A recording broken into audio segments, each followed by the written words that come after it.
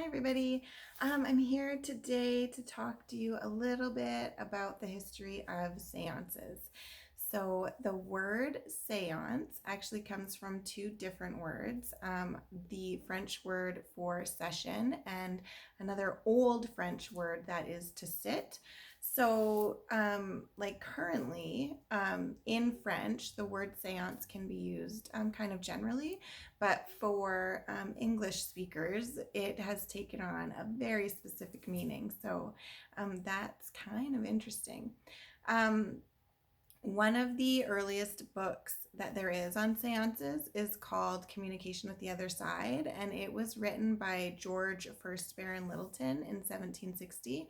And he actually quotes spirits that he has communicated with in the book. So he did seances and he was communicating with different spirits, and some of them were kind of famous. And he has quotes from them in the book, so it's kind of cool. So if you are able to find that book, you should probably read it because I imagine it's really interesting. In the mid 1800s, when spiritualism really kind of took off and became super popular, holding seances was something that really became extremely popular. This was something that happened like every Saturday night. So, Saturday night, people were getting together for seances, and then Sunday morning, they were going to church. So, this was kind of what they did, and it was really neat. So they became so popular that Mary Todd Lincoln held several seances in the White House that were attended by her husband, Abraham Lincoln. And of course, Mary was attempting to communicate with her son that passed away. And this is just kind of a thing like with grief, that these people are trying to communicate with their loved ones that they lost. And that was really, I think a huge part of why seances became so popular, because people, we want to make sure that our loved ones that have passed away are okay. So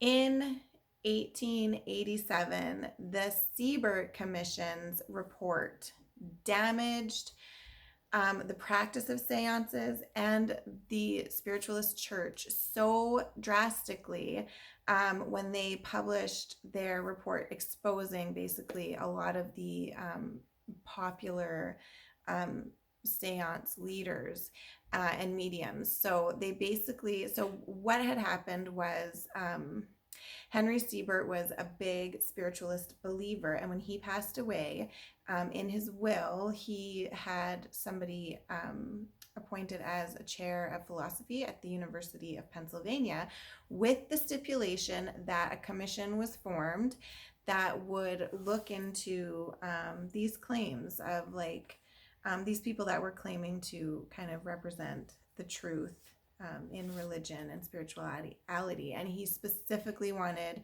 the spiritualist church to be looked into. So his incredible belief in this religion took it down like quite a lot, which is really crazy. But yeah, it damaged it so much that seances kind of lost in popularity, and these people that were putting them on and doing a bunch of parlor tricks to trick people were exposed for the frauds that they were, which was good. And yeah, the spiritualist church still remains to this day. That you can find spiritualist church all over, but they obviously rely on the belief systems and stuff and not parlor tricks now. So the spiritualist church, these people that follow this religion, are not bad people, but there was some frauds amongst them, like all religions. So and they were exposed, and yeah, it's kind of interesting. So that's a little bit about the history of seances, and a cool fact about Mary Todd Lincoln. I think it's really neat. So yeah, but I'll be back with another video about how the frauds were exposed, and what they did, like what they were doing to kind of trick people. And then we'll get into on some other videos the different kinds of seances, And we're going to learn all about seances before Halloween. So you guys can have a Halloween seance if you want to, safely, with spiritual protection and lots of grounding. So yeah, and of course this is leading up to our big evidence reveal from World's Largest Ghost Hunt and our big live seance on October 26th in Drumheller. So we're very excited. So yeah, I'll see you guys in another video, okay? Thanks, bye.